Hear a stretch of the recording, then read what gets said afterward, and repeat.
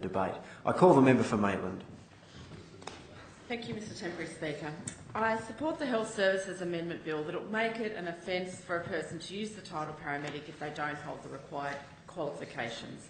It's essential for anyone who calls themselves a paramedic to actually be a trained, qualified paramedic, and our paramedics need the support of our legislation and our government, and our gratitude as well for the very important work that they do.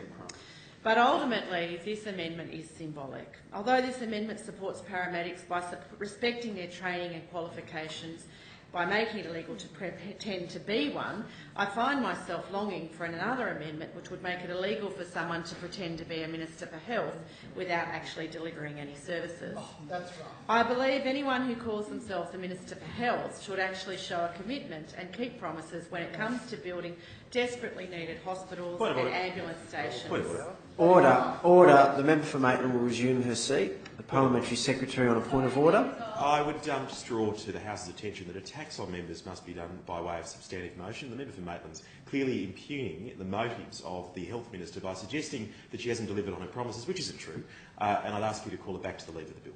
I thank the Parliamentary Secretary. I just remind all members of the House that if they do wish to attack any member of this place, minister or private member, they do so by way of substantive motion and not through the course of debating legislation.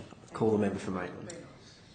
The government has stripped so many resources away from paramedics that many people believe it is now faster for them to make their own way to the hospital, and worse still, when they're asked to make their own way, there is often a lack of ambulances, but also beds when they get there.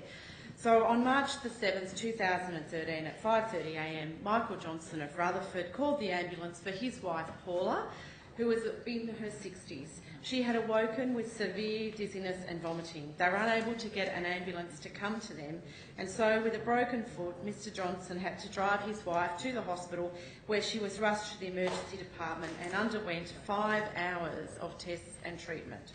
How dangerous was this, to have an injured man in his 60s driving his wife with symptoms which could have been indicative of stroke to the hospital? It's disgraceful. Why would anyone force someone to do this? And the answer is clear: there are not enough paramedics, not even paramedics in name only, and once people get to hospital, there are not enough beds. Across New South Wales, health resources are stretched beyond belief. Paramedics are working on their days off to fill gaps in rosters and long hours of overtime in response to public need. Maitland Hospital was in code red over the most recent Christmas period, and the government has still not added in 4.5 years, one extra bed to Maitland Hospital. When Mr Johnson arrived at the hospital on that early morning in 2013, he was told there was only one ambulance crew working from Rutherford in Maitland that night. At that time, there were no plans to increase staffing levels.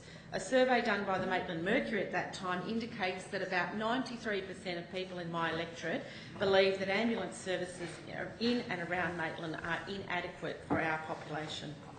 At the time, the government said they were not intending to increase the capacity of our ambulance service, to not employ any more paramedics. However, due to community pressure, the government has finally agreed to look at building a second ambulance station. At the recent election, the government also committed to build this station, so they actually put the numbers out there, but we can't find any line item in the budget paper that aligns with this need. And I've requested a briefing from the Minister's office on this and other health issues in my electorate, but I've had no response. In my electorate, a new hospital and a new ambulance station are both desperately needed. They have been promised, but they have not been delivered. All we get is ministers' media releases, lip service and promises of planning, but no action. A minister in name only, with no action to qualify as one. Maitland's been promised to this new hospital for 5 years, and the same 5 years I would like to remind those on the other side of this House that the electorate was represented by a member of the Liberal Party. In Labor's last term of office, a $10 million upgrade to the Maitland Hospital emergency department was undertaken, and that funding delivered 13 new treatment spaces, 12 new beds, and also 300 jobs during the construction phase. So far, we've been promised an incredibly shrinking hospital.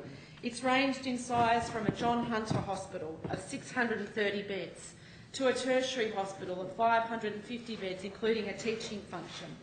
It was going to be an additional resource to the Maitland's Hospital existing 188 beds. And so we were looking on the best case scenario of potential bed numbers in my community of up to 820 beds. And for a community that grows by 5 new people every day, it was well needed and it was a great idea. Unfortunately, it's remained just that, an idea.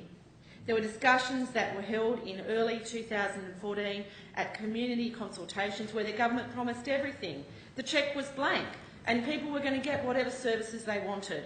And then we had the sad news in the November consultations, noting that these would be held after the former member for Maitland advised she no longer...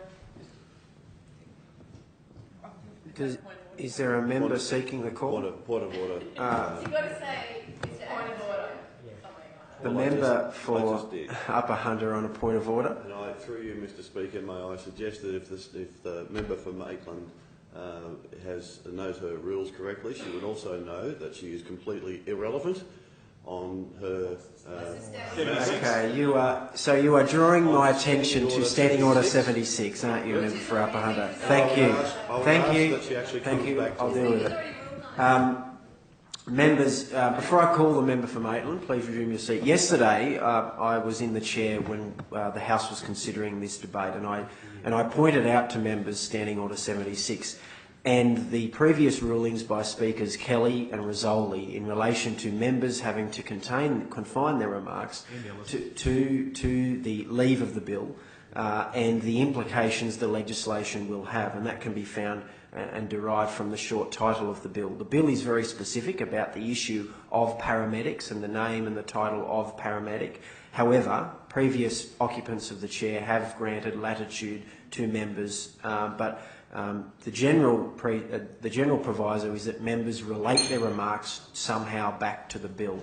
I'll remind members of that again, and please do not exceed the latitude that has been given by myself and other occupants of the chair.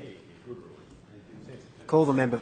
I call the member for Maitland. Thank you, Mr. Acting Speaker. What I'm trying to get to here is the lack of ability to use these definitions in a way that will actually result in outcomes in the community. And I think that the point of this bill, Mr. Acting Speaker, is that we have paramedics who are qualified and we treat them as such, and so therefore when we make promises about health, we should also be ensuring that they deliver good outcomes to our community.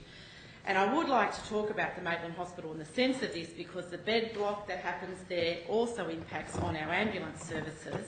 And so when we've now got a hospital that is going to be half the size of the John Hunter at 315 beds, and then the existing hospital is closed, which will take out another 188 beds of this new hospital, and then the Morisset Hospital is rolled in there, which is 80 beds, we will be left in Maitland with an extra 47 beds than what we have to start with. And we can call paramedics whatever we like, but it doesn't matter if we don't have the beds for them to put people in. Now, this government needs to be clear on what they're trying to achieve with this bill, and it should be about outcomes for patients, and it should be ensuring that those in our community who need the services of a paramedic, not people who are looking for a taxi like the former speaker said, I really think that they have to take this seriously. I'm sick of this government saying one thing and then meeting another. I'm concerned that by giving a statutory value to the name of paramedics, the government could perhaps change the definition around first responders. And then we have the people in the fire brigades and emergency services taking on an extra amount of work from the ambulance service, and then perhaps that gives the ability of the government to defund ambulance services even more. I just don't trust this government on health services and their attempts to Americanise our system.